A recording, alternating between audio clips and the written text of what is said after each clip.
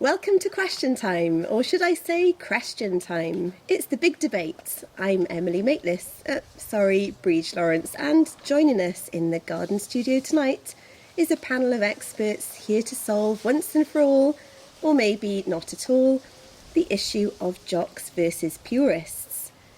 Is the jockification of surfing a thing?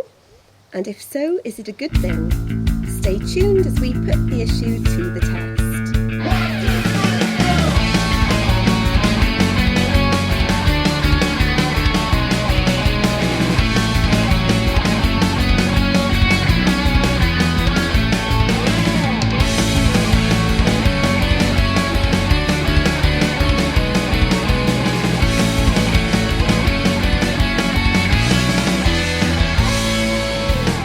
Tonight, our panellists, Tom and Rob as usual, and each is joined by a teammate. In the Jock Corner with Tom, it's the Penarth pro surfer and Instagram influencer, Logan Nichol.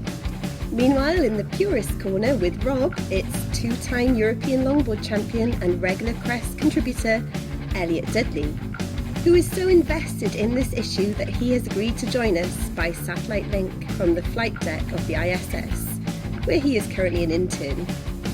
And there will also be a guest appearance from British pro surfer Luke Dillon. The gloves are off, the debate is on. It's episode 16 of Crest.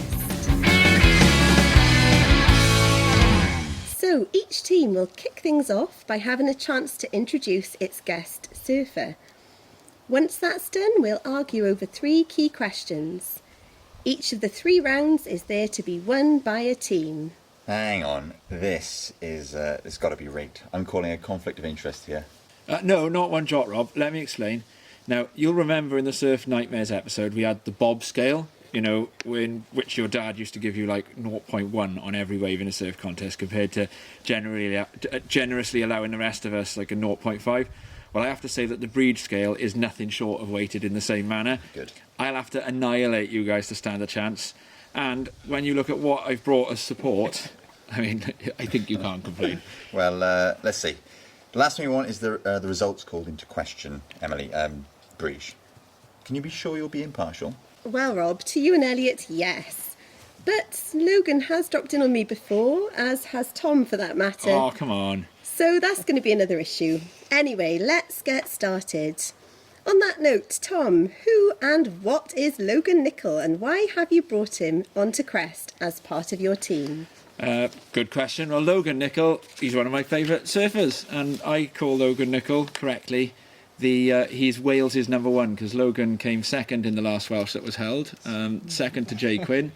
Jay Quinn, though, is the Welsh number 1, or well, no, so it's the other way around, really, isn't it? Jay Quinn is Wales's number 1 because you know he's from New Zealand originally, not homegrown. Logan is homegrown. Logan is the Welsh number 1. He's the top Welsh born and bred placed surfer in the last Welsh, and you know he's an absolute ripper. He's totally dedicated to the sport. He's got a really snazzy haircut. He's very good looking. He's got a set of abs on him. He's jock through and through. His Instagram account is a gorgeous thing, a thing of beauty. A thing of beauty is a joy forever, as John Keats once said. You know, as far as the marketing and self-promotional side, Logan's about as millennial as they come, so I feel kind of down with the kids by inviting Logan Nichol onto the show, also known as Logan Instagram. So I'm going to just start off by asking Logan a few questions about that, just to get him introduced. Logan Instagram, is that a moniker you're proud of? I didn't know I had it, so I'll take it though. Yeah, that's great. You're good at it. You know, you've totally embraced the kind of modern side of being a successful sponsored surfer in terms of like getting with it with the promo. Yeah, I think where I live sort of meant I really had to do that to like sort of break into, I guess, the South Wales surfing scene. Yeah. Whether I've made a good break into that. So I suppose you're right up the channel, aren't you? You're basically based in Penarth. There's no waves where I live, but yeah, and just to get me anywhere, I sort of had to do more than everyone else, and that was one way for me to do it. And then speaking about doing more than everyone else as well, you train hard and properly, don't you? You know, you're committed to. I like to think so. Yeah, I do. Yeah, I do train. So what sort of things do you do for training? So I've just at the start of lockdown, luckily for timing wise, been supported by a personal trainer up in Swansea, Kinetic Ability, and they've given me like an amazing plan, so I wasn't too bored at my house doing nothing. So I've been training really hard, just following that plan, running. I love being active. So. And how often and how much do you surf? Every day. I literally surf every day that there's waves. Yeah. It's not. Yeah. Find the motivation to go when it's rubbish. Yeah, I love it. I just love surfing. If I get to the beach, I've driven so far, I've got to go in. So it's interesting because I'm going to sort of spring it on him a bit later. So hopefully his ISS link is temporarily broken. But when Elliot Dudley was in his absolute competitive heyday, he was like literally the worst days he'd be in the water like every single day. It's a really important part of being a top surfer, isn't it? Yeah, I actually, and you're going to probably like this. I remember reading one of your books, and you said you were training. To try and be in the Welsh, to try and be in the Welsh team, and you said that you had to surf every single day. And I remember reading that when I wasn't able to surf every day because I didn't have a car. I was like, I'm never going to be in the Welsh team. I can't surf every day. But you have been in the Welsh team. Yeah, luckily, yeah. And you've been on some great trips with the Welsh team, haven't you? Was it Norway? Norway, yeah. Portugal. I did the Worlds in California, and I've been quite a few. Really lucky to go. And do you know what? Places. I don't know if you've done the maths, but if Jay stays in New Zealand. Aren't you like potentially in line to be one of Britain's guys at the Worlds, and you could even then get an Olympic slot down the line? Yeah, I missed out on the last Worlds by like one place. Didn't like dawn on me at the time how big of a deal that was, and since then it's been like eating away at me. So I'm gonna really try hard to get in that spot. We'll see. It depends if the contests that are planned get run or not. And then the other really important thing about being the general all-rounded modern surfer, your modelling career. I've seen you modelling like suits, like Peaky Blinders style stuff, or like Boardwalk Empire with the brogues on. Anything for a quick buck for me. Yeah. Right. So I've gone down that route a fair amount actually, and it's just good. It's just income that I can earn and surf at the same time. I'm not proud of it, but I'm not ashamed of it either. So. And speaking of modelling, I saw some pretty good looking Instagram stuff now, and one of our proper team jock role models here now, Kanoa Igarashi, he was pretty good at hanging out in that pool in Ericeira during lockdown when actually rumour had it he was elsewhere. Now, you had a couple of really good sort of, stay-at-home Instagram posts. Were they 100% honest and truthful, or were you sort of, looking after your the other side of your athlete game? They were truthful to a point, and then there was only so long someone in a suit could tell me I wasn't allowed to surf, so I got in the water. Yeah. Do you know, I got to say, my favourite bit of that whole debate was when Mark Vaughan, who I'm going to give you a chance to call out in a second, stepped up and said, hey, look, anyone who sees Logan in the water, lay off. He's got this Welsh government dispensation to train. And this was a real thing. Vaughan from the WSF was stepping up and saying, on behalf of the WSF, this guy is our second place surfer for an Olympic slot. Let him surf. Yeah, so I could go into it a bit deeper. The way I looked at it was there was no end, right? So they didn't say you're not allowed to surf for 6 weeks, and then after 6 weeks you can surf. So for me, I'm 20. Like one day feels like a year to me. So I was just like every day felt so long, and I was googling any way I could possibly wrangle around these rules to let me surf, and that was when I came across, and I just asked Mark, and he was like, oh yeah, it seems we'll give you the letter. Yeah. Now, I'd always thought that Mark Vaughan was one of your favourite surfers, but in his own episode of Crest, your buddy Patrick Langdon-Dark, the 2018 Welsh champ, you guys had a bit of an Instagram sort of calling out because Mark Vaughan said that he fancied taking you guys if the contest was held in bagpipes. And I have promised you guys the chance to say something back to him. So you've got a message for your ex-favourite surfer, Mark Vaughan, about what would happen if you had to surf against him in bagpipes? Oh, yeah, he's just smoking. And aside to that, who's your favourite surfer? Internationally, a guy called Matt Banton. He's currently number one on the QS. He's just like... Yeah, he won that big 4 or 5 star in Sydney, wasn't it? Yeah. And then what do they call it now? It's the QS Prime, 10,000 in Sydney, Yeah, did really good there. And I don't know, it's just his style and the way he surfs. I can't remember a surf session that I haven't watched this clip in the car before I've gone in. Wow. For like the last year. So I thought that you were going to say that you'd moved over to your second favourite surfer in the world, and it was Elliot Dudley. But apparently he must be in 3rd place. Right, Rob, over to you. Thank you very much. That was quite the intro there, Logan. Yeah. Thoroughly enjoyed that. Yes, indeed. In my corner, in the Purists corner, I've got my old mate, Mr. Elliot Dudley. And for the purposes of today's podcast, I suppose Elliot's kind of the walking paradox. He's a 2-time European champion, someone that's kind of tried to forge a career in professional exercise and has, well, yeah, reached the heights of surfing. He's kind of dedicated much of his 20s to competing at a very high level, and given that we're talking about the jockification of surfing, which I'm sure we'll define later on in today's podcast, it seems perhaps a little bit odd that he's standing in the corner with me. However, floating in the corner. Floating in the corner. Oh yeah, he is in the ground control to Major Elliot. It is something along those lines. But yeah, as you've said about Logan, he's aside from being a fantastic surfer and somebody that has reached great heights in competitive surfing, Elliot has also turned his hand to quite intense training at times for all sorts of different things. Elliot's completed 3 Ironman events, I think, along with a whole host of other kind of feats of physical prowess. In addition to that, Elliot has also done a bit of modelling, just like Logan. In fact, I think it's probably fair to say they both graced the catalogue of Animal at some time or another. In fact, one of my favourite times I saw Elliot in some kind of animal garb was a massive blown up poster of him on the side of, quite ironically, High and Mighty in Cardiff. That's the shop for tall men. Yeah, so Elliot's done it all. Reached the great heights in competitive surfing, in competitive exercise. He's modelled.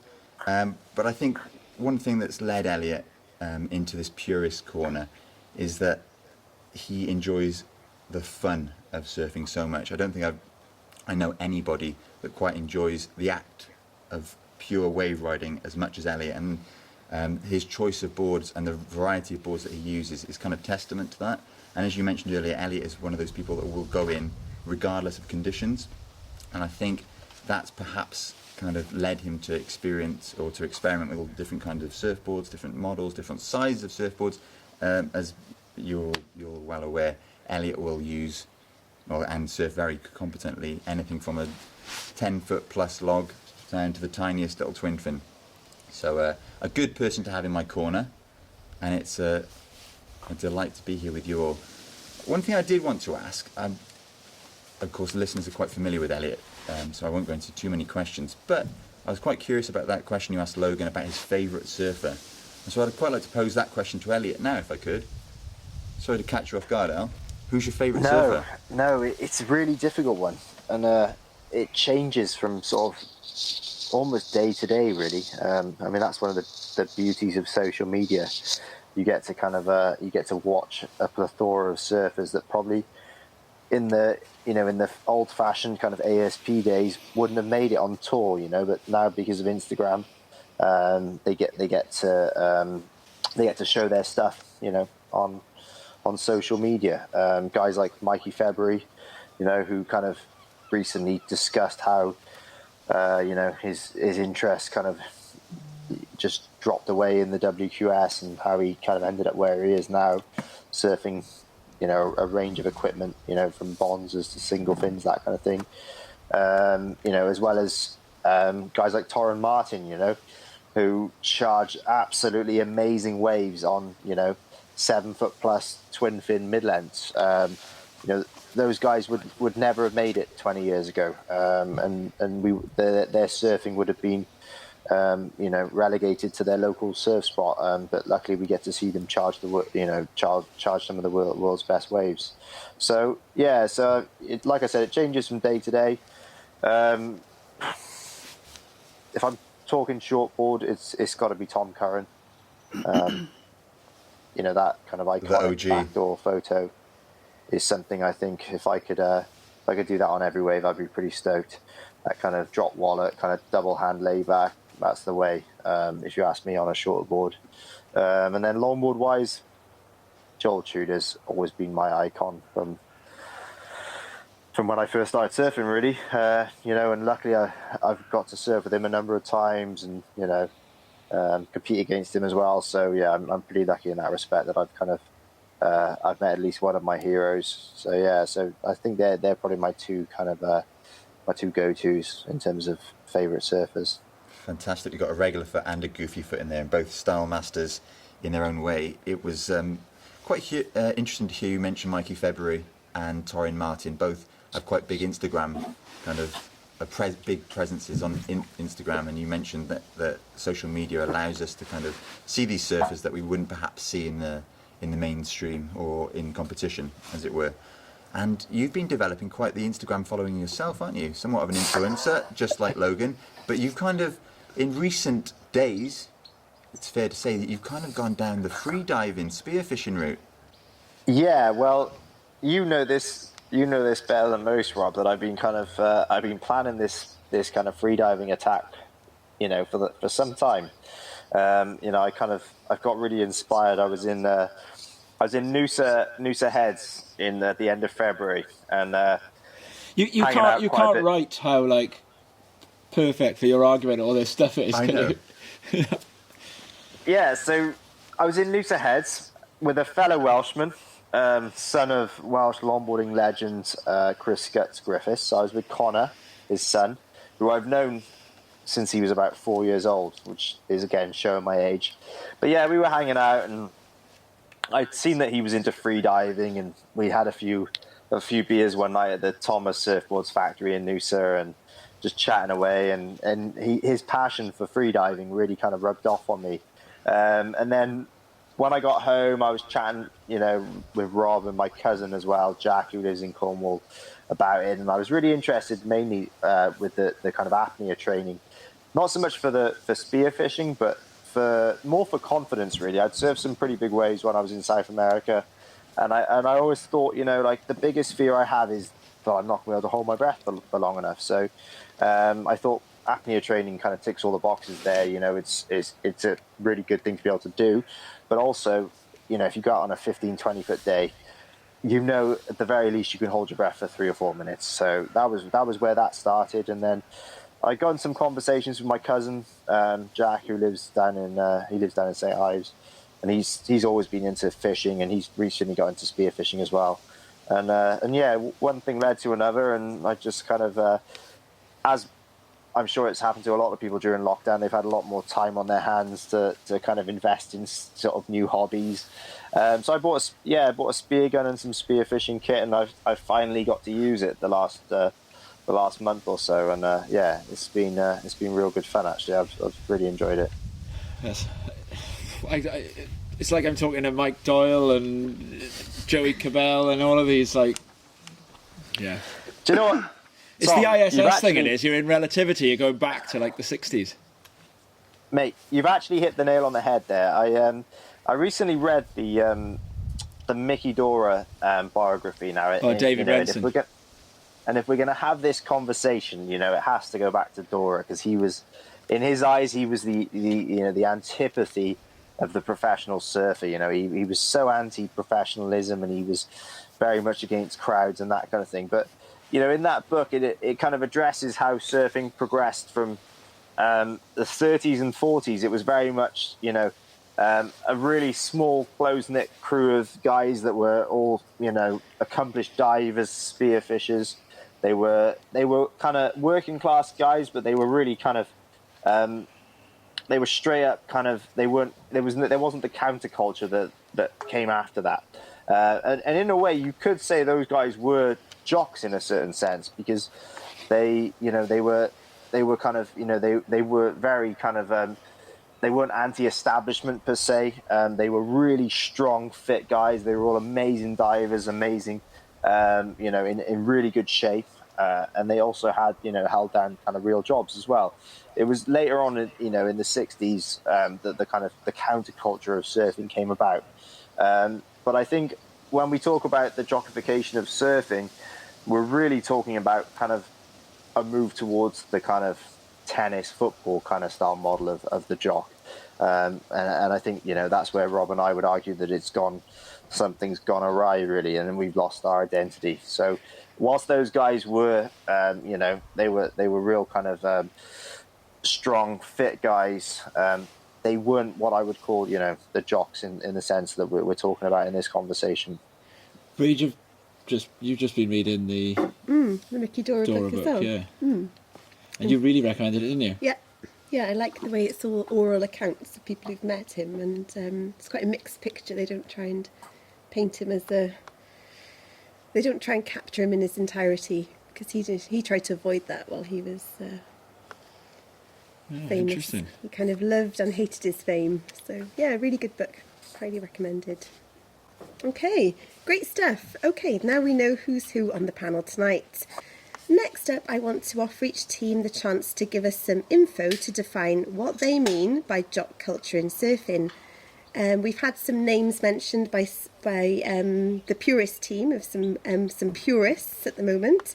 Maybe you can name some jocks and purists, that's up to you. But give me a definition of what you mean by jock culture in surfing, Rob and Elliot. If I could jump in here just really quickly, Elliot.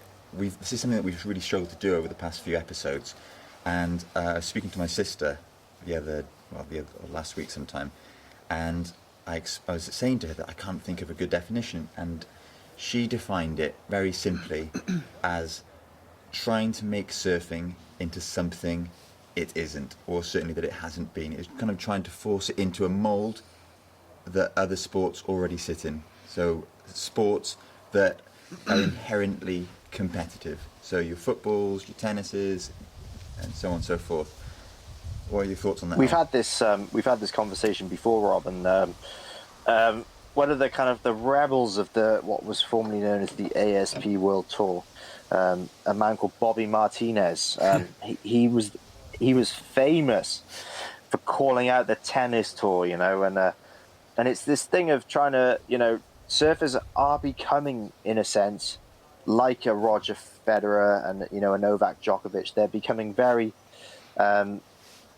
mechanical in the way they surf, in the way they act. The days of guys dropping off the WQS tour because they've hit the Class A's and the B is a bit too hard. Those days aren't really there anymore. Those days are numbered. And I'm not saying that's necessarily a bad thing. I think it's probably that sort of had its downfalls. However, we had great characters like I mentioned earlier, Tom Curran. And I think Matt Wilkinson is probably in recent years is probably one of the last of the fun crew. Absolutely, and Rob and I talked about earlier, and the Brazilian surfers, for example, especially Medina, the gamesmanship he shows, as well as his kind of whole persona is very much. He could be a member of the Brazilian football team as much as he could be a surfer. He doesn't. You look at him and you think, is he a surfer? He's bouncing around on a trampoline and doing his funky warm ups and that kind of thing. And he's got his dad on the beach shouting directions at him, and then he'll drop in on one of his countrymen with a minute to spare just to get a win. That isn't surfing, and I think that's pretty much, for me, that's really what kind of shows the change in surfing. Really, that old school hierarchy that used to be there. The kind of, can you imagine someone dropping in? I'll use him as an example because he's recently passed away. But Derek Ho, Pipe Masters, '93. Can you imagine? Some young upstart dropping in on Derek Ho with a minute to go for a technical victory. Are we on up yet? So look, Firstly, Derek Ho, absolutely respect where it's due. Rest in peace. And the way that I see it is that these athletes, part of their job is to do whatever they can do to win, right? And sometimes that might lead to changes in the rules, right? And Derek Ho's world title in 1993 is thoroughly deserved, right? Because Derek Ho got to the Pipe Masters in a position where if Elkerton got knocked out in the right round, Derek Ho was going to have the chance to win the Pipe Masters to take it all down. But it caused a rule change, right? Because the Pipe Masters was a 4-man contest and it went to 2-man because Derek Ho got to that final by guys blocking out Elkerton in the semi, and then Derek Ho won the final by Liam McNamara, Kelly Slater and Jeff Booth all letting him go on any wave he wanted, right? Now, he's world champion. He's legitimately world champion. He's an absolute legend, and he will be remembered for all the right reasons, for all the great things that he did. And I don't blame Derek Ho for using that loophole at all, right? Because the rules let that loophole exist, right? And so Derek Ho was the guy that caused the rules to have to be changed. And Medina also has that wonderful accolade. Medina is the reason why, when you've got priority and there's a short time in the heat left, you can't now paddle down the point as he did at Bells against Bede Durbridge, so that Bede Durbridge would take off on the potential 8.5 and stick in 2 or 3 turns before Medina dropped in on him. Because if Medina had gone to the top of the point, Bede Durbridge could have taken off, gone on a straight-hander, punched through the back, got priority, and then picked up the second or third wave in the set, which has been done in clutch circumstances. I'm thinking of Laura Enver taking it from Tyler Wright in Snapper Rocks, actually the same year, same method. The rule changed. Medina may well cause the rule that he used in the Pipe Masters to defeat Kyle Abelli to change. But I think that what he did on all of those occasions, and I think what Ho did, was what it took to win. And it was genius. Logan, you're right.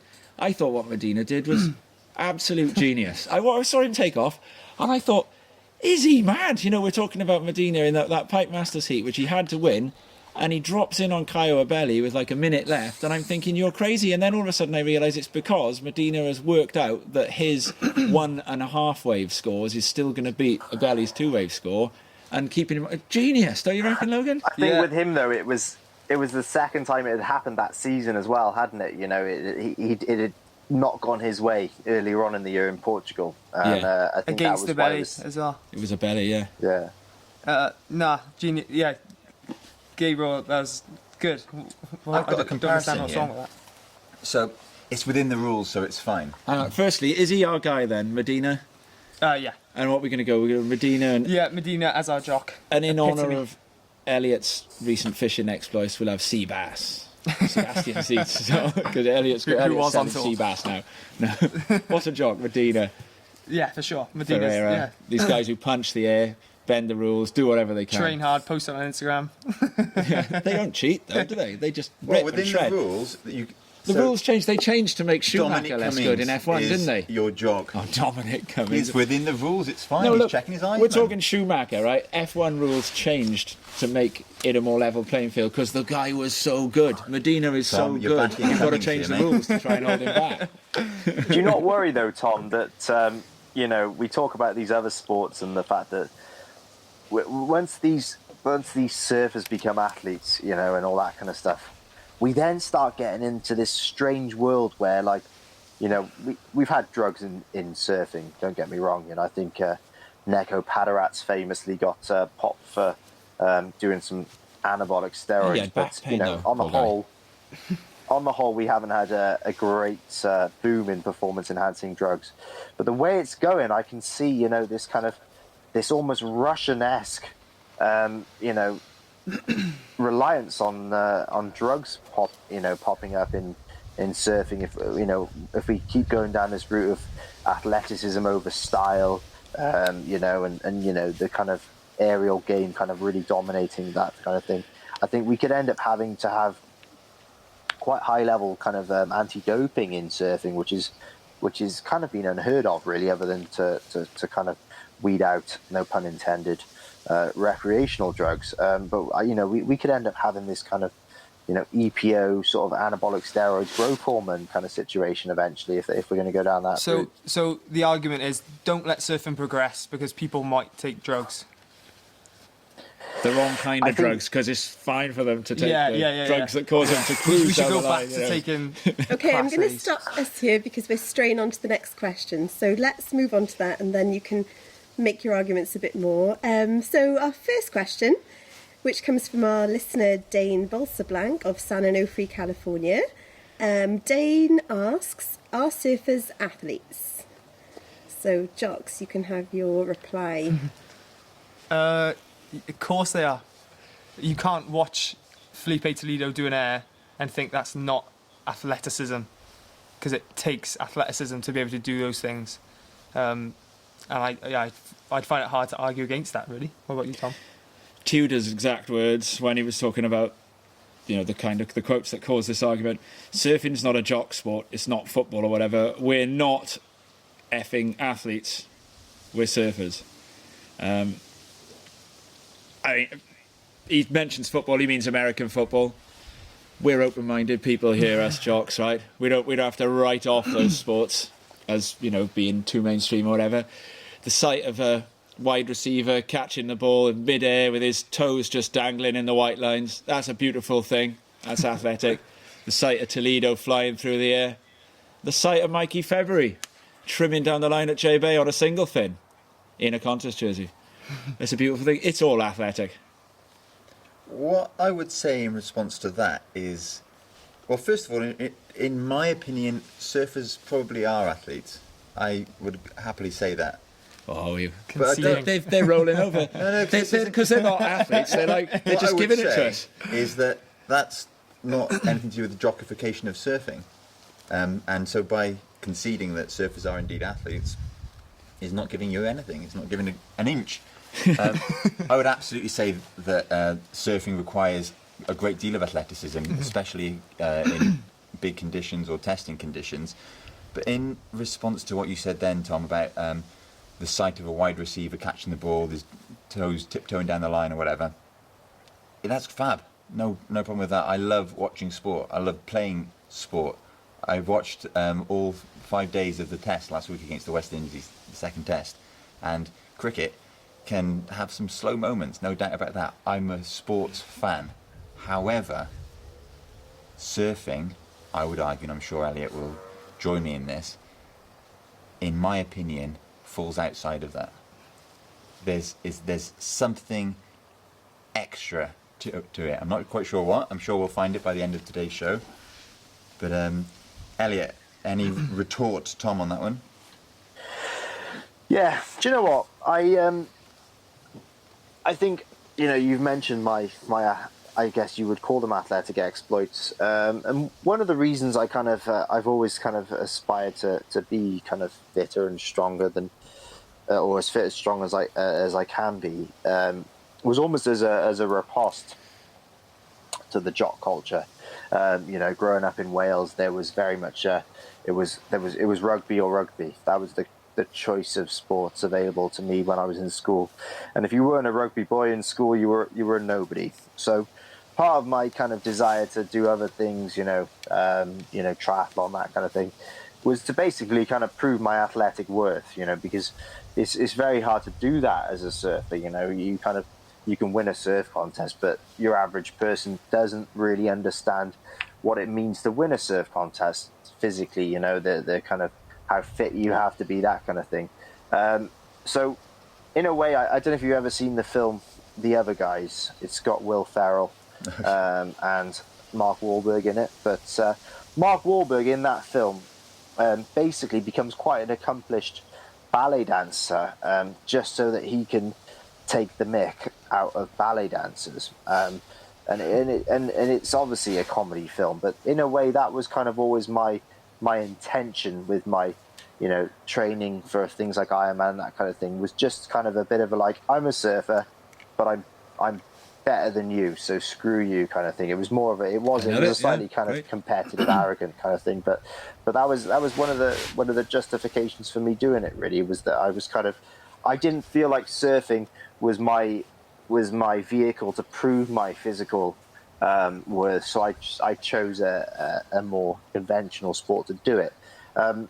I think what gets lost, and the key thing, that the issue with guys, this kind of Gabriel Medina kind of, and if I'm going to really hit the nail on the head with it, I'm going to blame one person for this. And Rob probably knows who I'm going to blame, but who do you think is single-handedly responsible for the jockification of surfing and the way surfing is going? Tom, who do you think it is? It's not Gwen Spurlock. Handedly. Is it not the GOAT? And he is he always was not my favourite surfer, but I always had respect for him, and I would have always called him the greatest surfer of all time. So yeah, was Logan right then? Yeah, he was. It's Kelly Slater. So Kelly this is where this is the issue.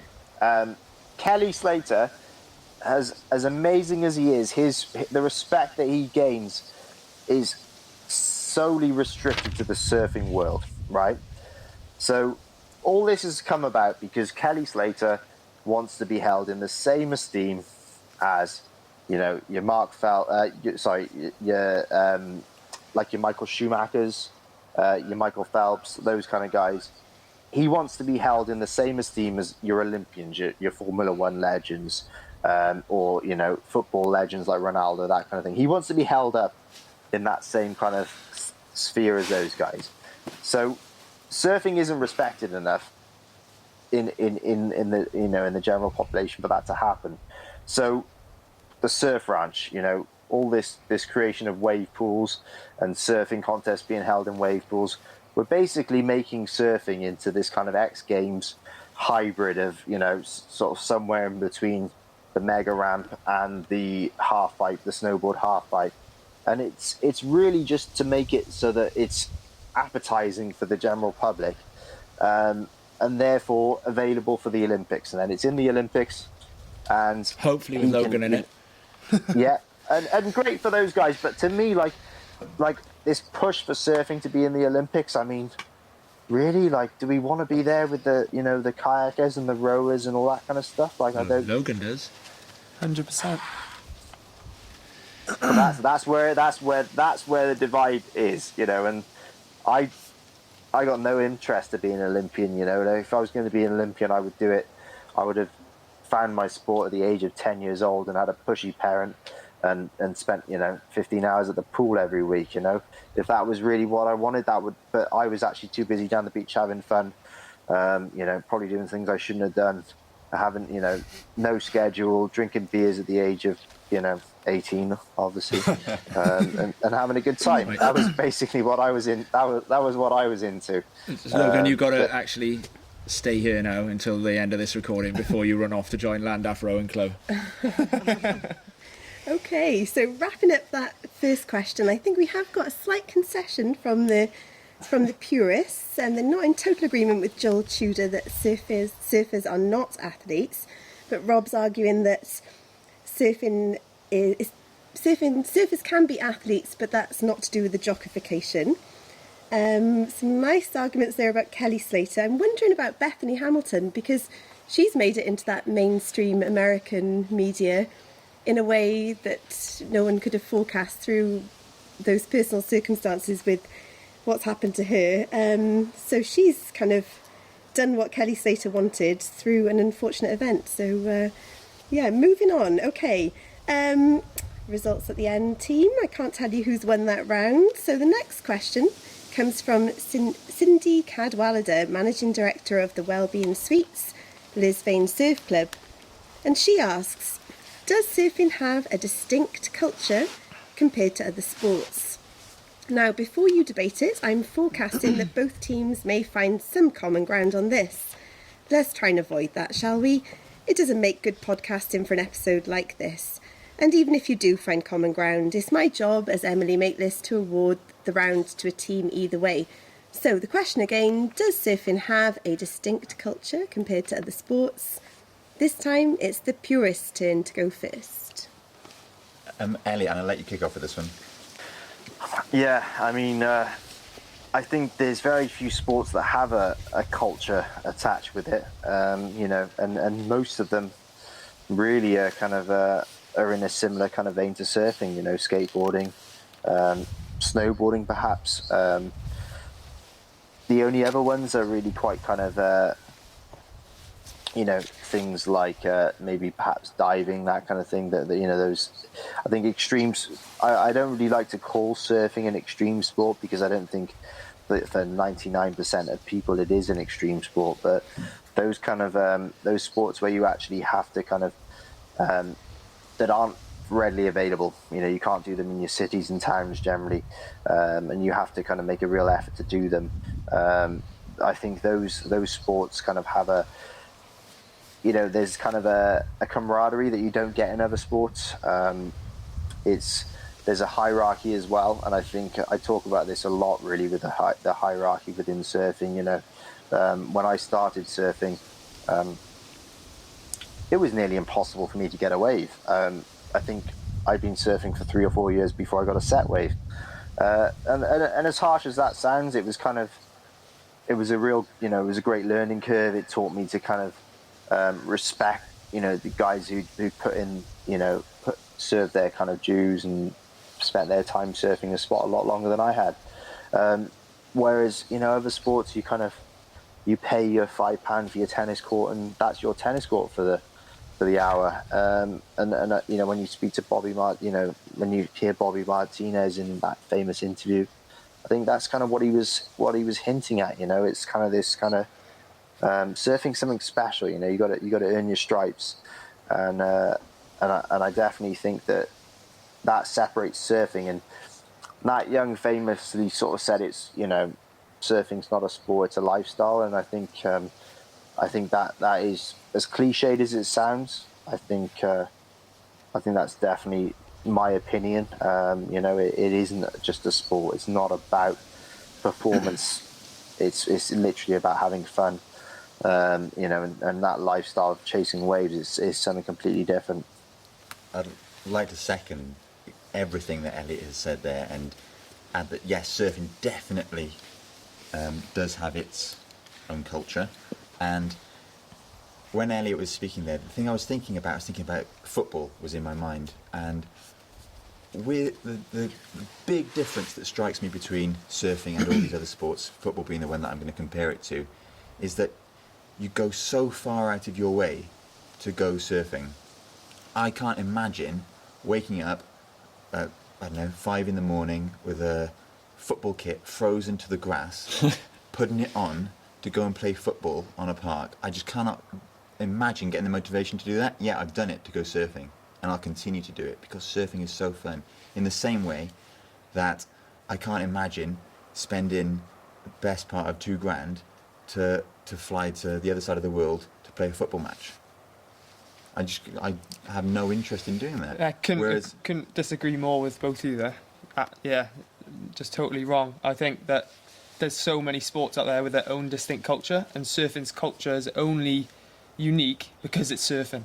You know, there's like, I was watching there's a documentary, it's called Home Game, and there's thing from Italy on there where they've got this like football fighting game, and there's a massive history there, and these guys live for this game, and it's easy to like romanticize surfing to be so unique. You know, it's we do it for the love.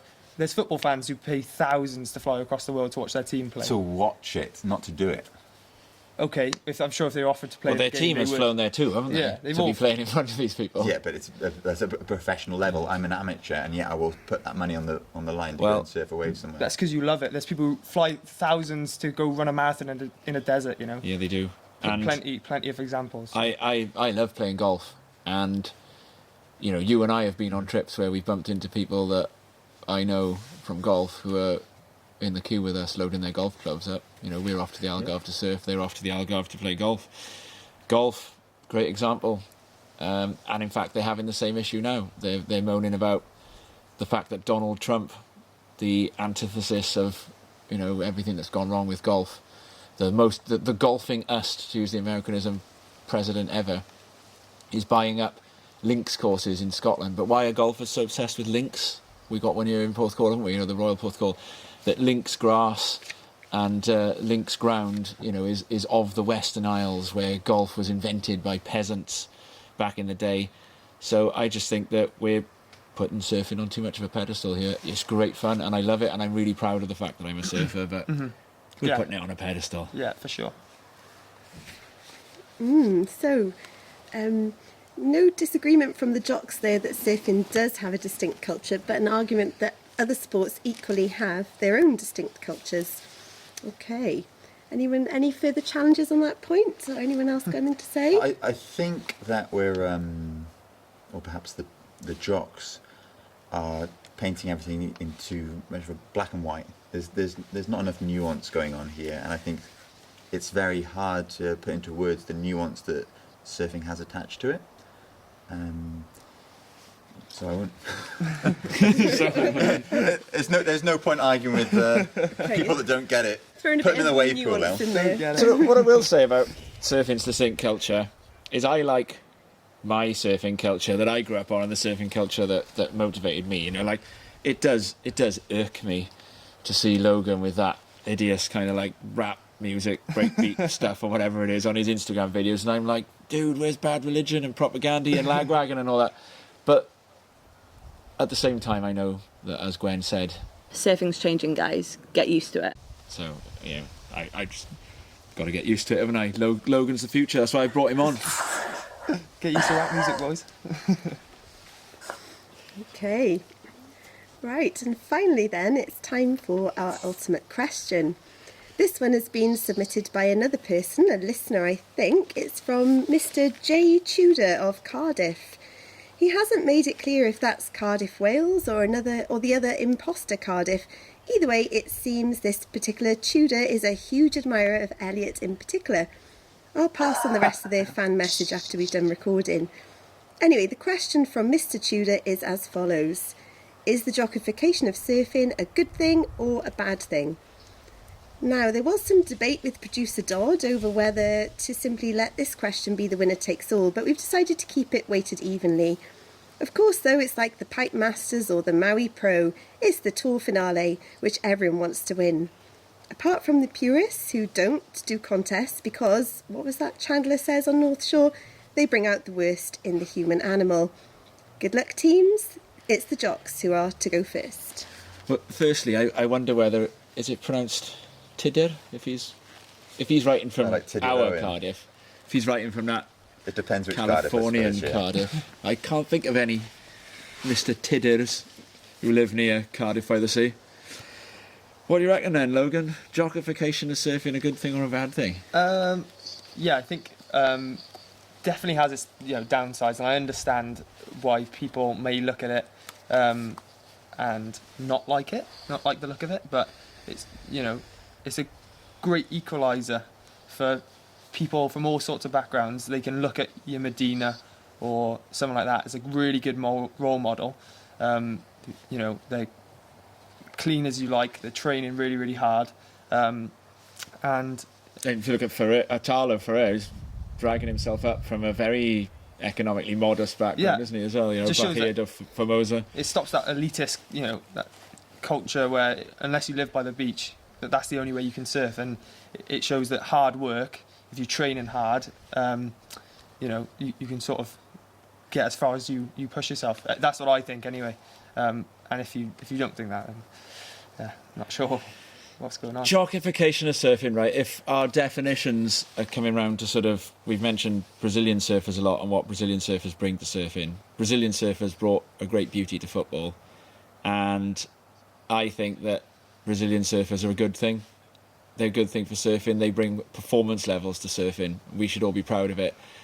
And I think that there is a sort of resentment of Brazilian surfers, and it's based solely on the fact that they bring change.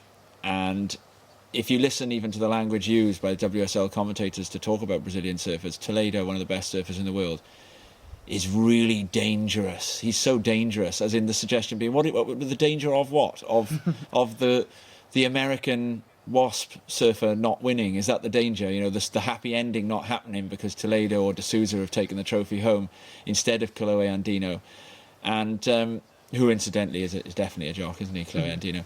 But I think that what I would say, firstly, we've debated a bit about what jockification means, and of course jockification, the word jock, it comes originally from it just means a sports person, but it's been a much maligned word by the media over a long period of time to mean something quite inconsiderate. But if we just think about surfing becoming a mainstream athletic sport, I'm all for it, and I think that the Brazilians pushing the limits of how surfing is done, and causing these traditional superpowers of world surfing, America and Australia, to have to realise that there may be different surf cultures out there. That's great. You look at football, there's different football cultures. You see football in Africa, football in Germany, football in Latin America, and the clashes of those cultures are what make things like the World Cup so beautiful. And I just don't see how you can say that if as a surfer you love travel and you love communing with the different international communities of the world, if you can say that there's a problem with the fact that currently the best surfers in the world tend to be Brazilian, and they're bringing a new perspective to surf culture. I and think that's the argument that I'm going to use. I feel that you put put you words mentioned in our mouth. you mentioned in Italo. that as Elliot's about to say now, you mentioned Talo Ferrer. I wouldn't consider him a jock necessarily. Gabriel Medina, absolutely, 100% is a jock. But we have got nothing against Brazilian surfers per se, or against Gabriel Medina or anyone. whatsoever. But Gabriel Medina is a jock. Personally, for me, the thing that kind of irks me about this jockification of surfing is the exact opposite of what you just said. It's disregarding the different types of wave riding that go on around the world. The whole thing about being a purist is that you're allowed to do whatever suits you on a wave, whereas the kind of jockification of surfing is pulling everybody into a very narrow band right down the middle, where you've got to do the same thing on every wave in order to get the score. There's no denying Gabriel Medina's surfing ability. He is incredible, and as Logan mentioned earlier, watching Felipe Toledo do an aerial is an extreme example of great athleticism. Or watching him go on rail. What I will say, however, is that I am often bored by the jocks that you mentioned and their surfing. I'd rather watch somebody that can do all the moves they can do, but I find, for instance, Dane Reynolds is a perfect example of someone that is the antithesis of jock culture. He's the complete opposite. He can do all of these things to a really high level, but his surfing is so much more varied than these guys, and it's because he's shunned the contest model. And I love watching surfing competitions. I love being in them. However, I'm also aware there's much more to surfing than that. I'm sorry to interrupt you there, Elliot. No, that's fine. I was just agreeing with you. I just say the spontaneity of someone like Dane Reynolds, and this is the thing. And it, like I said, I think it was actually really great that Italo Ferreira won the world title last year, because, in a way, it wasn't a win for Brazil. It was a win against Medina and his what some might call underhand tactics. You might call it, you'd probably call it gamesmanship. But I think everyone was pretty happy that Italo won, because it recognised the superpower that Brazil is in surfing at the moment. However, it did it in a way with a guy that was spontaneous and that isn't quite as as clean cut, and is what you look at Medina, and he could be playing for the Brazilian football team. He doesn't even look like a surfer, and I know that sounds like a real cliche, but he just looks. And his behaviour doesn't become a surfer, Whereas you see everyone, when Italo won, that guy's like mates with everyone. Everyone loves him. All the Californians love him, all the Hawaiians love him. And I think that's part of surfing, is being a personality, being liked everywhere, and being able to travel, rather than a Medina who goes everywhere with his entourage, with his his stepdad Charlie and the big tough guys backing him everywhere. I mean, it's just lame, man. What happened to Rabbit Bartholomew getting his licks on the North Shore and almost getting beaten to death, because he wasn't playing the game? That kind of those guys had to really work a lot harder. And Mark Richards, for example, one of my heroes, he's so universally popular within the surfing world. He travelled everywhere. He shaped his own boards. I've said this so many times. When you think Mark Richards, still shaping boards to this day, 4-time world champion, one of the most successful surfers of all time, shapes his own boards, sprays his own boards on his front drive in Newcastle, Australia. You ask me, is Gabriel Medina even capable? Would he ever do that? No, he's a prima donna. He's never going to do that. He's never going to graft. He has not got that kind of he's not a real surfer. MR is a real surfer. Medina is 100% an athlete.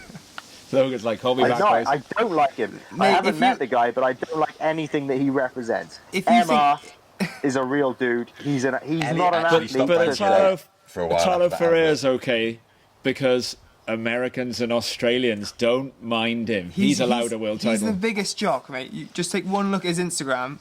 I think the week after he won his world title, he posted one covered in sweat, pumping iron in his mansion in Brazil. If that's not a jock, I don't know what it is. You just like him more, and that's not MR is a jock. You want to see that there was a cast where he was texting this guy who's in a QS war. They were jocks. Come on, the MR Rabbit. Which one of them was it that wrote "We're tops now"? That article. The moment where they said, it's time for... Rabbit was the one. I mean, Rabbit was, he was obviously... Phil Edwards and your style, get out the way. It's all about Ian Kenz. Well, Ian Kenz was he was probably one of the original jocks, because that guy was a big bugger as well. And he was one of the, he was obviously kind of one of the forefathers of professional surfing, really. He pretty much, him and Pete Townsend kind of invented it, really. So it's their fault, not But Slater's. Yeah, no, probably not. But I think the way surfing was, it was very, it was all about surfing great waves and traveling the world. And then all of a sudden we're in a ranch in Central California, and it's all a bit weird. And I just think the wave pool thing, it's a novelty, but if that's what we're doing, if that's the way we're going to make competitive surfing just to get it into the Olympics, then I think it's a sad day, to be honest. Yeah, it's a very sad day. I can jump in here. I've been digging around on my phone whilst Elliot was having his rant, and there's an article that I saved earlier, and it's to do with that. Well, my favourite surfer, Dane Reynolds, and he famously was number 2 in the world, and then he dropped off tour, kind of abandoned anything to do with competitive surfing. I was disappointed because I loved seeing him in those contests, and I was always in his corner because, he was the opposite of these jocks that were starting to make their way onto the tour at this time, in my opinion, and no one could really get their head around why he did it. And I listened to a really interesting interview with him, and he said something along the lines of, when all's said and done, when you're an old man sitting at home and your surfing career's kind of ended and you're still going in for fun, hopefully, you may have a world title. And to him, it wasn't important. Certainly, I mean, we'd all love That's a world. because he couldn't win one. Well, we'd all love a world title. But he said he'd never had the interest to win one. And he said, would I rather be sitting at home with a world title on my shelf and be thinking, yeah, I gave it my all, and I was cutthroat and I beat this person there or beat that person there?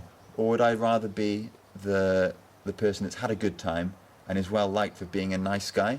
And there's no right or wrong answer here. There's nothing. Mick Fanning. Well, there's nothing to say that winning world titles and being cutthroat is bad. There's nothing to say that choosing to to be a good guy and have fun. But can I just read you this before you carry on? This is from a Rolling Stone article with Dane Reynolds, and this is his take on contests. And this kind of drills down to the jockification of surfing, where it's win at all costs. You've got guys doing safe turns all the way to the beach to get a 7-point ride. I don't see the point of that. I prefer surfing as an art as opposed to a sport. It's such a rad thing that it's crazy to confine to a certain criteria. And it is. Think of the joy you get just from taking off on a wave and going straight. This the same Dane Reynolds who won the NSAA in trestles. It is. And I've covered in stickers. Interesting. Is this the story same about Dane him. Reynolds who won the WQS? You don't win the WQS by refusing to grind out a 7 Dane in Reynolds, onshore surfing. I will say concede. career, would lose on purpose on a purist, Saturday. I will concede something here, Tom. So what I will say is that it is very easy for Dane Reynolds to say that when he is from what I would say is a rather privileged part of the world. He also has the luxury of being able to pursue a professional surfing career without having to do contests. I do acknowledge, and I will 100% acknowledge that there are those surfers that the only way they can make it is they haven't got the profile or the cool factor to be able to kind or of... the national economy. Will there be a Brazilian Dane Reynolds? Yeah, I mean, what I will say with the Brazilian thing, there is this. It's quite polarized over there. You know, there are a lot of Brazilian surfers aren't from this kind of poor kind of background. I mean, like Italo Ferreira is well known to be someone who is. You know, and I there are some guys. There are some Brazilian. Some Brazilian shortboarders actually that help. Silvana Lima as well. You know. Breeding bulldogs to be able to afford to stay on tour. Some of the better off Brazilian surfers I know they do fund. There's a longboarder from Brazil that is funded by a Brazilian shortboarder, you know. So there's not all negatives to, you know. And this is never meant to be anti-Brazilian. This is kind of there's you know a certain few that have kind of epitomized this kind of jockification that we're talking about.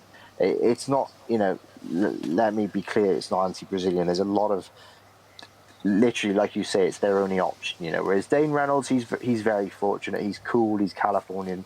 He can make a living without ever even putting on a contest vest. Whereas, for a lot of surfers from other places, be it Australia or Brazil, or Portugal or South Africa, those guys, the only way they're going to make a living is on tour.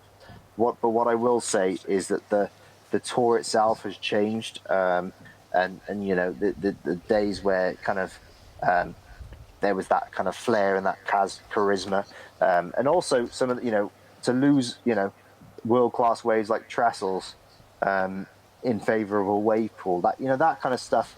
I think we've gone too far. I think that's the crux of our argument, really, is that to lose one of the best waves in California to a man-made wave where it looks like every wave looks the same, I don't think that's cool.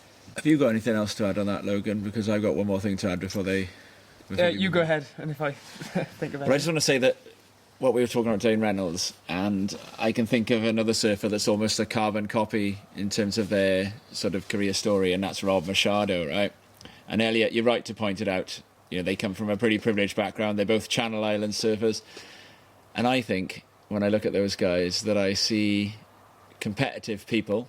There's a video of Rob Machado, I think it's Momentum 2, where he's playing football and kicking people over, and he had a short haircut, and he used to drill those scores when the tour was 3-2 at the beach and in small waves, as jock as they get. Loses the world title in 1995 in the dying seconds with the famous high five to Kelly Slater. And I reckon he's a broken person. And when I see Rob Machado, the drifter and all this, and I see Dane Reynolds doing their own thing, they're not doing their own thing because they're like liberated souls who are better than competition, and they can go off and do what they want and they have all this spontaneity. They're guys who are dealing with the fact that they lost a world title and weren't brave enough and bold enough to dust themselves off and go for it the following year. Compare that to Kieran Perrow, much further down the ranks, loses the dying seconds of the Pike Masters, comes back the following year and wins it. I would want to see Dane Reynolds and Rob Machado do that, and they can do it with that surfing. Dane Reynolds, famously, as a youngster surfing in the NSA competitions, would lose on the Saturday so he could get home for Saturday nights because he didn't want to be at the contest. That's on record as happening, and if you look back, it's been like, I think it's on Surfer Mag, they found the actual contest where he clearly had done it. Dane Reynolds also, whilst I think he was in the top 10 in the world, decided not to go to the Portugal event, I think it was, because he wanted to go to Mexico with his friends, and he got fined $25,000 for the privilege of doing that. So that was the beginning of the end. That was when he was losing too often and he was lacking in the commitment. May well be the case. I don't think you can define Dane Reynolds as a person that is broken because he didn't win a world title. I genuinely think he sees surfing as a bigger than a world title. It's big. More. So why did he try? Things. Why did he try hard enough to win the QS and to come second? It. And when he went off tour, he actually subsequently lost that contract with Quicksilver. Can I add something? So I won't psychoanalyze anyone, as you guys have done, but going back to Medina and like why the jockification of surfing is actually a good thing. He set up that Medina Foundation, so he put like $5 million into this foundation. He's given back to loads of kids in his country. Adriana De Souza, another great example of someone who's like, a great jock, who's meant to be like the nicest guy on tour. And that great to spot him turn on tour too. Yeah, that all came from them having to do what they had to do, be this jock figure, I guess. And then they give back to their own community. So that's why it's a good thing, because these kids coming up, from nowhere in Brazil and now getting this opportunity because those guys are jocks, and they wouldn't have done so. I don't see a Dane Reynolds Foundation anywhere, so that's my argument. I'm just defending Medina here. I just love Medina. Charity. I don't know. He did a pretty good song. Actually, him and his wife did a sell good song for the T-shirts and Japanese have been giving earthquake. them to women's charities for women that suffer from domestic violence. That's great. That is good. So yeah, it comes from all sides. Yeah, charity and on both sides there. I've got an extra question for the jocks, actually. So I can see you're rejecting that emotive word jock as a US stereotype, but you are happy to see surfing as a mainstream athletic sport. I was wondering if either of you were profiled for the Olympics and you got tested in loads of different sports to see which one you would be most suited for, and it came out that it was not surfing, it was something else. Would you swap to that sport? In which case, if you wouldn't swap to that sport, do you then think that surfing does have a distinct and unique culture that actually has got something more than just the mainstream athletic appeal? I mean, that's like that's like rugby players who surf. Like there's that Navadi guy. He also surfs and plays rugby. I don't think he'd just switch over. You know, he loves playing rugby, but he also loves surfing. So I'm surfing. I might not be most suited to surfing, but I love it. Not that I wouldn't give javelin throwing a go. Skeleton. Yeah. But no, it doesn't mean I would switch surfing, but it also doesn't mean that there's a distinct culture. I just like doing it, and it's not because of the culture of surfing. It's just because it's not the culture of surfing. For me, but you would stick with surfing, even Definitely. if they said you'd be better at something else. And you could win an Olympic gold. Oh yeah, I'd switch then. yeah, Switch. Yeah, For me, yeah. it'd be surf. in a heartbeat, because you look at, like, this is just off the top of my head, I think of like athletes, famous athletes from other sports who get to hang around with all the top surfers and go wherever they want, you know.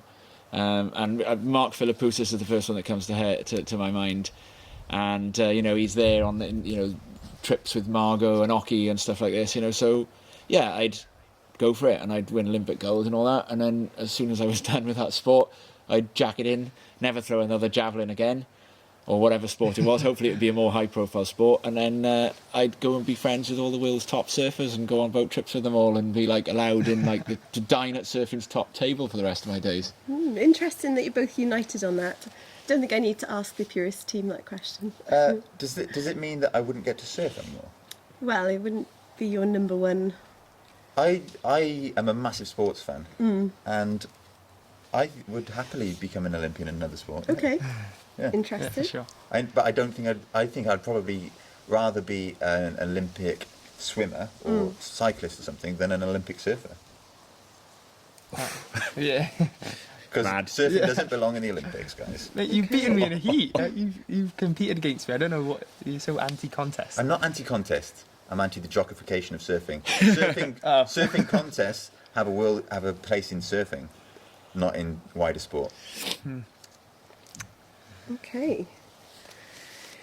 I've already got a couple of Olympic golds. I've actually come as close, well, probably closer than any of you, to like actually kind of trying to, not necessarily like, I've spent more time doing other sports aside from surfing than any of you.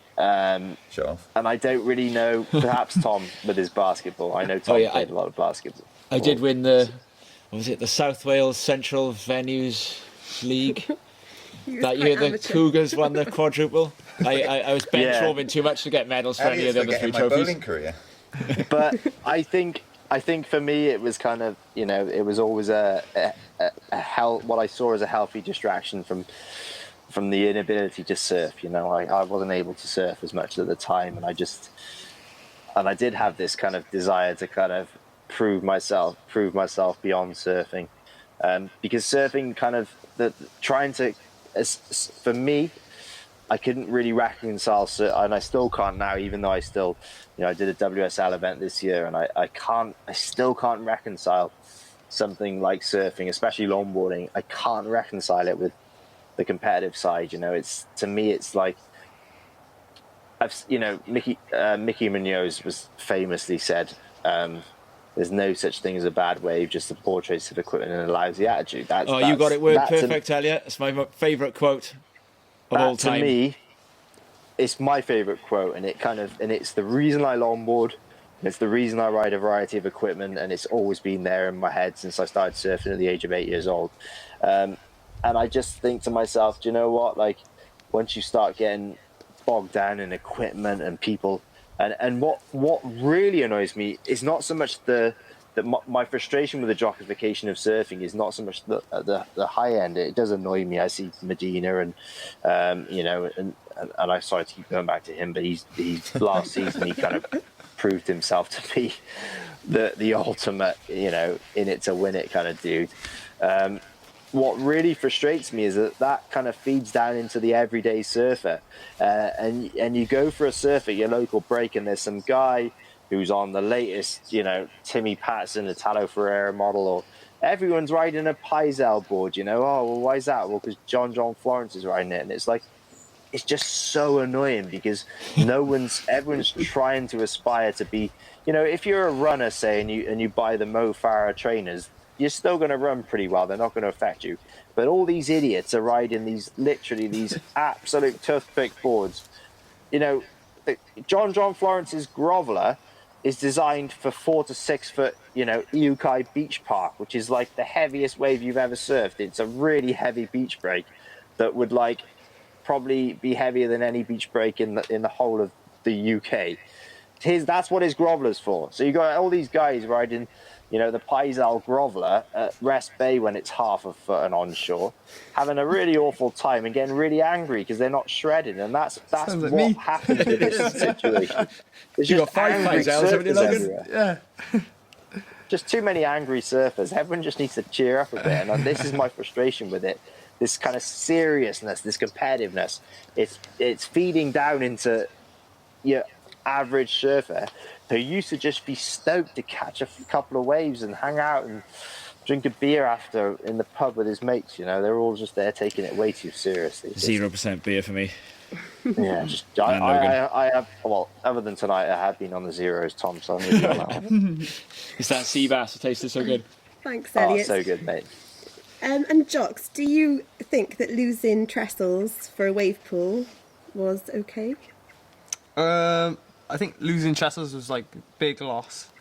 For a wave pool, I think I don't think that event. I don't think they packaged that wave pool event correctly. I think it could have been packaged so much better because the Bristol wave pool was awesome. It's like so fun, and if you go there and say you haven't had fun, then I don't know what you were doing. Because, and I'm pretty sure if you rode one of those waves at Kelly Slater's, you wouldn't be complaining that it was rubbish and boring. But losing trestles, yeah, that's silly. Good point for the purists. 100% the right thing to do. And we haven't talked enough tonight about women surfing, and we'll have to just record a whole episode where you and me and Elliot will talk about Stephanie Gilmore surfing, right? I was going to say, when we recorded the Scove episode last week, Tom, I don't know, I think it came up off air, but someone asked me who my favourite surfer was. And you said Steph Gilmore. Steph Gilmore and Dane Reynolds. I agree. Second that. Favourite surfer in the world at the moment, Steph Gilmore. Yeah. Jock, though. Jock. Look at all those titles. Look at the... No. Right. Anyway, well... But what I wanted to say, we haven't talked about women surfing enough, right? 100% the right decision. I get the final say on that because I'm the woman here tonight. Yeah. Steph Gilmore is not a jock. Okay. 7 more titles. Oh, no, we've Right. annoyed the judge. So, trestles... Definitely not. with those long period south swells does not produce enough set waves to run a men's and women's contest in one waiting period without really, really slow heats and restarts. And that's why they cut it. So it was either only have the men or the women go to trestles or have none of them go to trestles. And I'm 100% that like the women need to be at Chopu, they need to be at J-Bay, they need to be at G-Land. And if the men are going to trestles, so should the women go. Trestles is a beautiful wave. It's a wonderful place to film and edit, but it has big time lulls, and you can't get enough surfers. You can't run the heats off. You also can't have those Medina dropping on a Caio belly moments without a live beach, like, you know, being in nature and paddle battles. The part of that jock thing comes from them being in the ocean. But also, you see athleticism in the wave pool, like Medina in that event is just like ridiculous. So I see both sides. That wave. Yeah, the highest score he got. It's the best anyone has ever ridden a wave. Yeah, ever. Really good. I said that twice. Okay, well now, while the judge retires to consider a verdict, we've a bit of bonus material for our listeners to consider. If this was X Factor, then now would be the bit when Rihanna were to play a set before the final results are in. But this isn't, and Rihanna is in negotiations for appearing in a future Crest episode, and we didn't want her to get too full of herself. So instead, Tom and Logan called up one of Britain's top QS surfers, Luke Dillon, for his thoughts on the matter. They did make a cheeky application to have this recording submitted as evidence in support of their case, but it's got to go on what happens on the night. Nevertheless, for our listeners, here's what Luke had to say on the questions our teams have dealt with tonight. Logan Nichol here, joined with Tom Anderson and one of the boys, Luke Dillon. down in Newquay. Thanks for joining us, Luke. No dramas, Logan. So we are on the topic of the jockification of surfing and whether it's a good thing for surfing or if it's a negative. And we're just hoping to get a bit of your insight on that topic. So if you don't mind jumping straight in, one of the first questions I got for you should be quite an easy one. Would you consider surfing a sport? Absolutely. You have your sure. You have your pro guys that do it for like competition living, and then you have you guys who sort of can do like the freestyle amateur, well, not amateur, but non-competitive side of it. So it's kind of like you can choose what you want to do, and you know people pick that sort of side as they're growing up, or they choose to compete in it or not, or whatever. It's just kind of like whatever they're into. So there's two sides of it in my view, and it's whatever anyone chooses to do. Yeah. So Luke, are there any athletes that you can think of off the top of your head who maybe epitomise the jock culture or do the opposite and maybe a bit too cool for school and don't like that aspect of it? Yeah, I met this one kid when I was younger. He was a similar sort of age to me. He was like 100 times better than me in Australia, like way out of my talent league. And now he's sort of like that filmed hipster legend kind of guy. He's called Noah Dean, and I'm going to get thrown under the bus for that. And then the other one is like complete other side of the shell is like Gabe Medina, who is just like absolute freak, but can pile it in on 20, 25, 30 minutes, whatever it is. He can do that all under the time pressure, whereas, you know, someone else just kind of just can do it all under a free surf. And I'm not biting on either side of it because I'd love to be able to just go free surfing and do what those guys do and pull the tricks that they can do anyway. However, doing it, you're not going to get into my mind about if you can do it under 30 minutes that you're not as good as the guys who can do it under free surf conditions and stuff like that. So you mentioned Medina. It's quite controversial. Would you say he's good for the sport? Because there's a lot of people who think opposite. You know, they think he's so athletic. He's such a, you know, he's got that instinct in him. Some people don't think that's a good thing. Yeah, 100%. But then are you going to tell me that Usain Bolt's not as good as the athletics just because he fired, like, absolutely blew everybody out of the water for the last few Olympics? But then just because you told me that he ate chicken nuggets before one of his 100 meters, that he's not as good as someone else. It's just like Medina flew it out there for so long, and he was like far and away the best sort of, like, you can call him like the junior side of what came in. And then obviously now you've got like Toledo and Natalo. But he was like far and away the better junior surfer. He's not as good because he's almost, I think people hate him because he's just so good that for like a couple of years he like blew everybody out of the water. But now you've got like John, Italo, Felipe. There's not going to be the conversation that Gabriel was like, he was that twat. You know what I mean? Like he was so good when there was that gap of not like the senior surfer doing so well. He was the one to jump on and be like the I don't like that guy kind of bandwagon. And now there's such a fresh plane. Yeah, it was the easy one to go like I don't like Medina because he's, you know, whatever, and everyone can make that reason. Whereas now you've got like your Italo, your John, your Felipe, whatever. You can sort of pick your surfer. But I think Medina was so good, so young that it was easy for someone to either hate or dislike. Yeah, no, definitely. Because I'd probably say within surfing, Gabby is like, he's the epitome of a jock. You know, trains, doesn't care what people think. So would you say then that the jockification of surfing is a good thing? Depends what you mean. The more like the approach of like professional versus amateur side, I'm wholly in the professional side of it because you have like the division between, you know, your competitive machine like Medina, or you can go like sort of the Noah Dean side of you compete like your free surf clips, like your videos, photos and stuff you put out on social media. But jockification is, as far as someone like Medina concerned, not really. I mean, if you're going to argue about like Medina and what he's done for like professional surfing, as opposed to like maybe, I don't know, Rye Craig maybe, he was like sick when he's younger and then he's sort of like just gone off the rails and you don't really hear too much of him. I don't know, I'm going like Gabby side all day. Do you think surfing has a distinct culture compared to other sports, like think of running or whatever, that we should try and preserve, or should we just move with the times and change it up? No, I do. I think like surfing has, you know, been a release for people to escape like daily lives and work and commitments and stuff like that. It's like then go and do their own sort of thing and be by themselves, and it does kind of have that sort of like raw edge that kind of like skating and things do as well, where it's kind of like against the grain. It's not like a black and white kind of culture.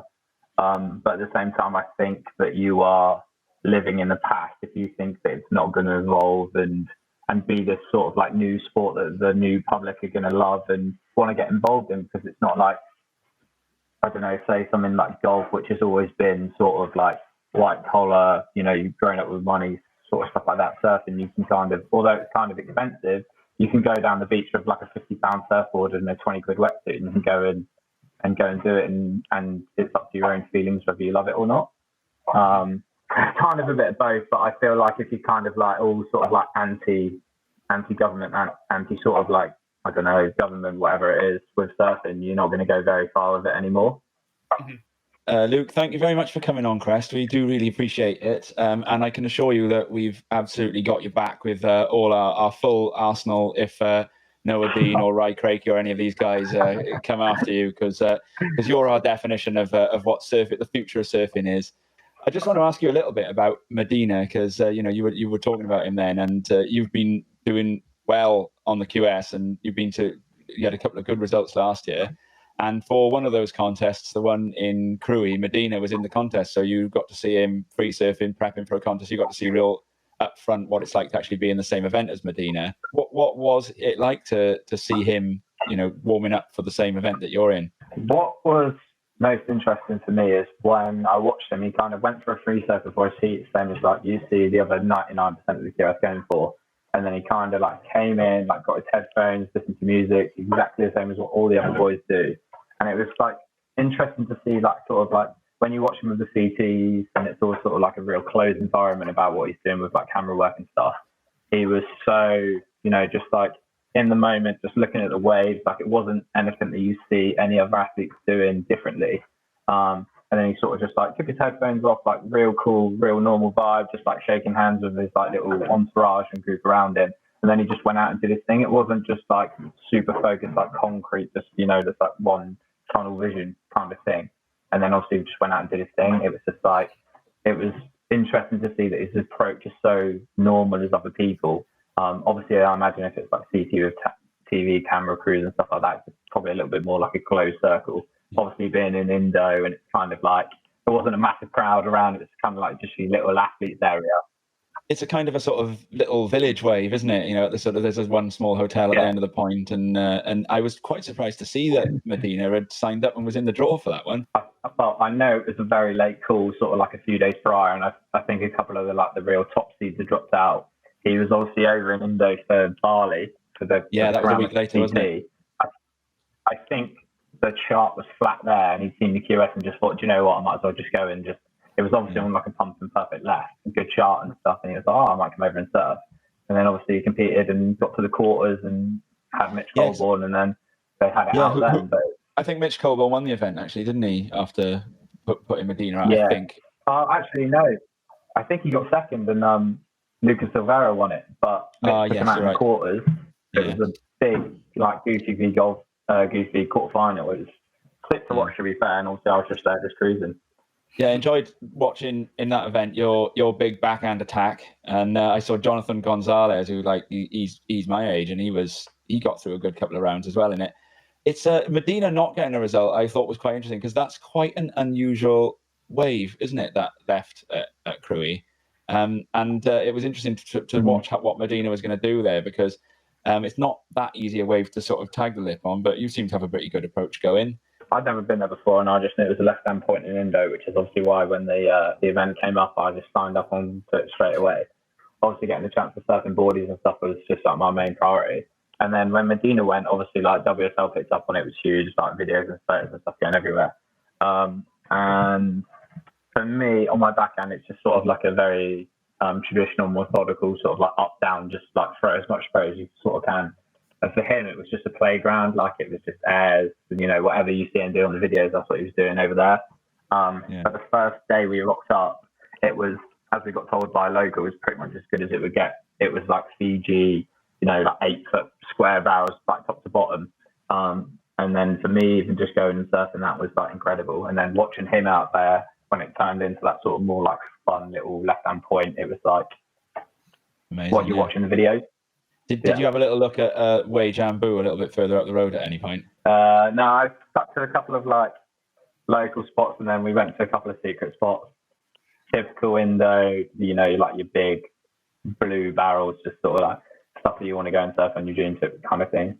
And we've learned at the time of this interview that the QS and CT for 2020 have now both been completely cancelled for the rest of the year.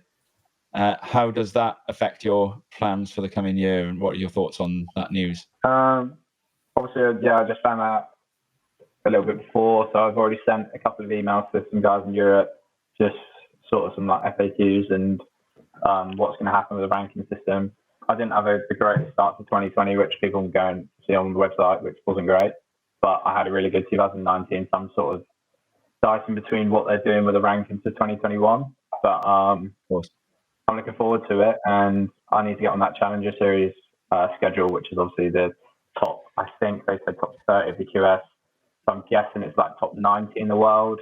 I need to get on that, and then obviously then it's your pathway to the C2. So just need to find out how they're doing the seeding list for 2021. And obviously I'm not competing for the rest of 2020, which is a bit difficult. But just means I get to stay home a little bit longer and obviously do a few surf traps when travel permissions get lifted in a few countries. And it's all about staying fit, staying healthy, and staying motivated to go on to 2021. Otherwise, it's a career outside the surfing industry. Hey, Luke, we wish you absolutely all the best of that. You're doing a great job. And thanks, Logan, for getting older Luke for us.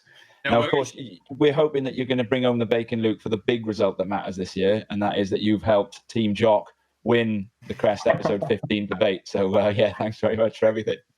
No worries. If you guys are having a panel v panel debate, then you've got to get me involved. I'm missing a bit of competition this year, you know, so if you're going to have one of those sort of like 4v4 debates or 3v3s, I'm your guy. Luke Dillon there, and Logan Nichol's audition tape to join the Ronnie Blakeys and Rosie Hodges of this world in the WSL booth. Hang on. Behind us in there, surely. Yeah. Well, until such opportunity knocks, you're here for the benefit of Crest and Welsh surfing. Either Rob or Elliot want to comment on that interview before we move on?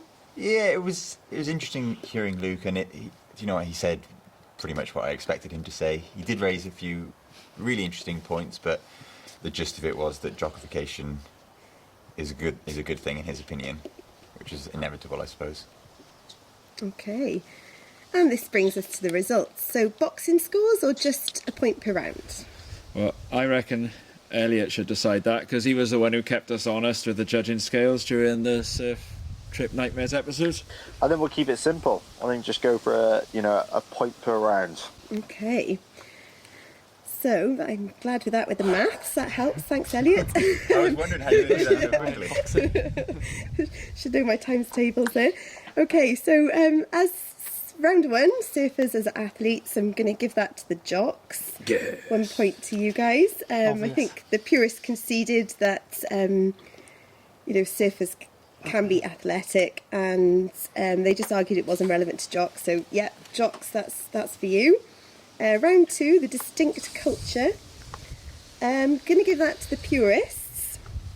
I was swung by what Rob didn't say, actually, by talking about nuance and the difference with surfing in that it's a lifestyle and a competitive sport. So I think they swung that argument in their favour there. And the hardest one really was the last question, the jockification, good or bad thing. I think both sides made very compelling arguments. I just had to make my decision based on what was good for the majority of surfers in the community. So is jockification a good or bad thing for the majority of surfers? And I think from the arguments that you gave tonight, it's not a good thing for the majority of surfers. I think jockification is good for fans of surfing and good for competitive standards, but with all the arguments taken into account, I think the majority of everyday We'll be back, surfers, the jockification is not really a good thing for them. So I'm going to hand it to the purists. Diolch yn fawr. That's cool, but we don't care. Yeah. Well done, Rob. Whatever, man. Thank you very much, Breige. Diolch yn I'm gonna fawr. get my dad to storm the judge's tower now. Sorry, Logan. The caution there, that just sums it up. No, Although Teddy I'm going to do did what that a long time ago, so you could just say it was a tribute. I'm going to do what Dane Reynolds and Rob Machado couldn't do, and I'm going to dust myself off and train harder and come back and win next year. The lines are still blurred, though. We're still confusing competition with jockification, and I've got a really interesting point to make here about Jeremy Flores, someone who has stormed the judges' tower and trains really hard and could, I suppose, be perceived as being a jock. I saw an interview with him on Beach Grit the other day, and he was lamenting the current state of the tour, and he said there's very few fun people left on tour. He said there's very few people that will go for a drink with you after a contest, and of the people that will go for a drink with you, he wouldn't go for a drink with half of them because they're so boring. And that's the state of modern professional surfing. Bring back Taj We're not Burrow, allowed to say anything. sex I'd go addict. for a That's drink what I with think. Thanks to our panel then, and to you, the listener, for tuning in on your drive, while gardening, running, sleeping even. Thanks either way. We'll return for another debate episode in future after going back to a few more of the staple interview series as you know it. If you've any further thoughts or ideas for us, please email castcrest@gmail.com. Or alternatively, you can interact with us on Instagram, on YouTube, or by rating us with 5 stars, we hope, on Apple Podcasts, and we're also available on Spotify. Thanks for listening, Hwyl am y tro, and congratulations, Team Purists. Diolch am gwrando. Hwyl fawr. Yeah.